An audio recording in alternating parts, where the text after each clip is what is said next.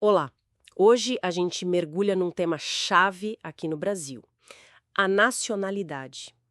Pegamos umas notas de direito constitucional para nos guiar. Olá.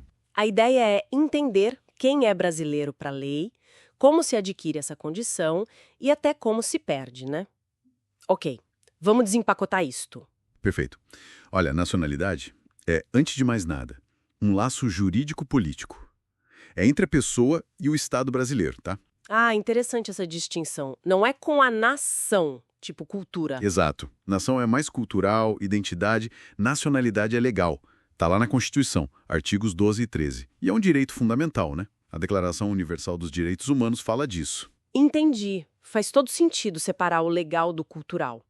Então, começando pelo começo, quem já nasce brasileiro, como funciona? Basicamente, o Brasil usa dois critérios principais para definir quem é brasileiro nato.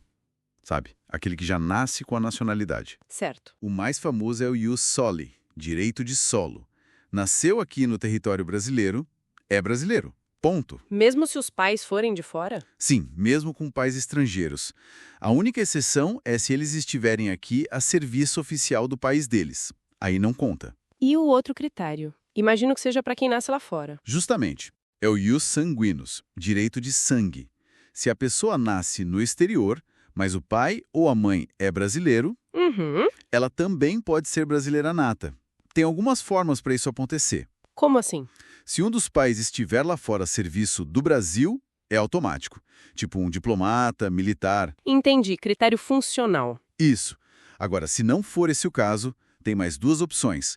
Ou registra a criança no consulado brasileiro lá fora, Ah, ok. ou mesmo sem esse registro, se a pessoa vier morar no Brasil e depois de fazer 18 anos ela escolher ser brasileira. É a tal da opção confirmativa. Essa opção parece importante. Quer dizer que só o sangue não garante se não tiver registro ou essa vinda para o Brasil e a escolha depois? Exatamente. O Supremo até já disse que essa escolha é muito pessoal, só a própria pessoa maior de idade pode fazer. E até lá? Até lá, a nacionalidade fica meio que suspensa, esperando essa decisão. Tinha até um exemplo interessante nas notas da Ingrid. Ah, sim. Nascida na Bélgica, pai brasileiro, mas trabalhando em empresa privada, mãe belga. Isso, e registrada só na Bélgica. Para a lei brasileira, ela é estrangeira. Mas, se ela vier morar aqui e com 18 anos disser quero ser brasileira, aí ela se torna brasileira nata como se sempre tivesse sido. Que interessante essa porta aberta. Bom, além de nascer brasileiro, dá para se tornar depois, né? A naturalização. Correto, a Constituição também fala da naturalização. É como alguém que nasceu estrangeiro vira brasileiro. Tem duas formas principais. Quais são? A primeira é a ordinária. É para quem vem de países que falam português. Angola, Moçambique, Cabo Verde. Portugal entra aí? Olha, curiosamente, para essa regra específica da ordinária, não. Portugal tem um tratamento diferente que a gente já fala. Para esses outros países de língua portuguesa, precisa morar aqui 1 ano direto e ter idoneidade moral. E aí o governo concede? Então, nesse caso da ordinária, é uma decisão do governo. Ele pode conceder ou não. É discricionário. Entendi. E a outra forma? E a extraordinária. Essa vale para qualquer estrangeiro de qualquer país. A exigência principal é morar no Brasil há mais de 15 anos sem parar e não ter condenação penal. 15 anos é bastante tempo. É sim, mas aqui tem uma diferença crucial. Se a pessoa preenche os requisitos e pede, o governo tem que conceder.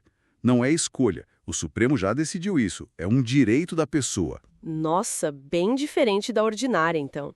E os portugueses? Você mencionou que era especial. Sim, portugueses que moram aqui permanentemente têm uma figura chamada às vezes de quasi-nacionalidade, se tiver um acordo de reciprocidade. Ou seja, se Portugal tratar os brasileiros lá da mesma forma. Isso. Aí os portugueses aqui podem ter direitos parecidos com os de brasileiros naturalizados, como votar. Mas atenção, não é naturalização de verdade. É uma condição que depende do tratado valer e precisa pedir formalmente. Entendi. É mais frágil, talvez. Pode ser. Por isso, muitos portugueses acabam preferindo pedir a naturalização normal, para ter mais segurança jurídica. Certo.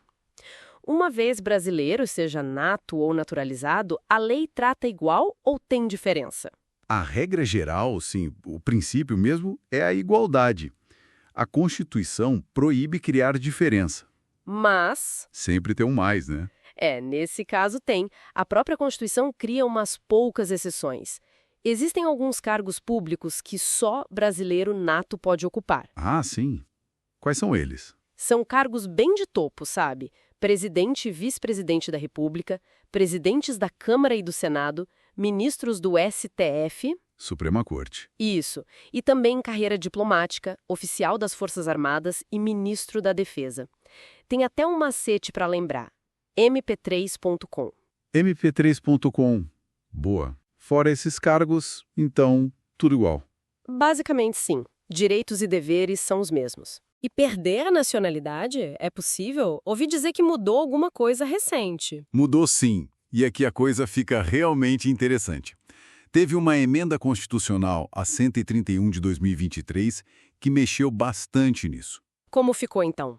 Hoje, para perder a nacionalidade, são basicamente duas situações. Primeiro, se a naturalização foi cancelada por decisão judicial.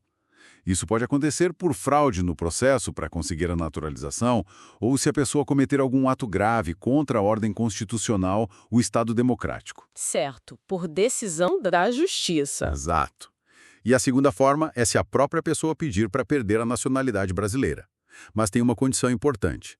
Ela só pode pedir se tiver outra nacionalidade garantida, para não virar apátrida, né? Sem pátria nenhuma. Faz sentido. E qual foi a grande mudança com essa emenda? A grande novidade é sobre quem pediu para perder a nacionalidade, essa segunda hipótese. Antes, se a pessoa quisesse voltar a ser brasileira, ela virava naturalizada. Agora não. A nova regra diz que quem renunciou pode pedir para readquirir a nacionalidade originária. Ou seja, se era brasileiro nato, renunciou e depois pede para voltar, volta a ser nato. Nossa, que mudança!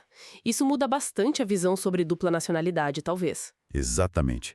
Mostra uma abertura maior, reconhece que a pessoa pode ter vínculos com mais de um país e que renunciar no momento não significa cortar os laços para sempre ou ser rebaixado para naturalizado se voltar. Bem significativo. E, para fechar essa parte da Constituição, o artigo 13 fala de língua e símbolos, né? Coisa rápida. Isso, só para constar.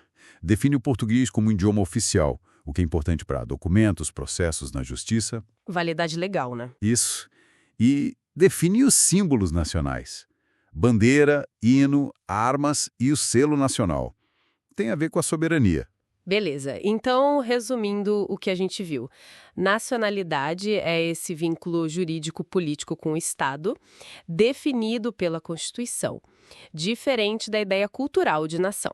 Certo. Tem regras para quem nasce brasileiro, o ius soli, aqui dentro, e o ius sanguinis para quem nasce fora com aquelas condições de registro ou opção depois. Perfeito. Tem como se tornar brasileiro depois pela naturalização ordinária, para quem fala português, menos Portugal, e depende da decisão do governo, ou a extraordinária, 15 anos aqui sem condenação e é um direito se cumprir. Exatamente. Tem a situação especial dos portugueses, a quase nacionalidade por reciprocidade. Isso. E a regra é a igualdade entre natos e naturalizados, com a exceção daqueles cargos de cúpula, o mp3.com. Correto. E, finalmente, as regras para perder a nacionalidade foram atualizadas, principalmente permitindo que quem renuncia possa readquirir a condição de nato depois. É um bom resumo, mostra que é um sistema legal bem estruturado, mas que também evolui com o tempo e com as discussões da sociedade, como essa questão da dupla nacionalidade. Sim. E aí fica uma reflexão final, né?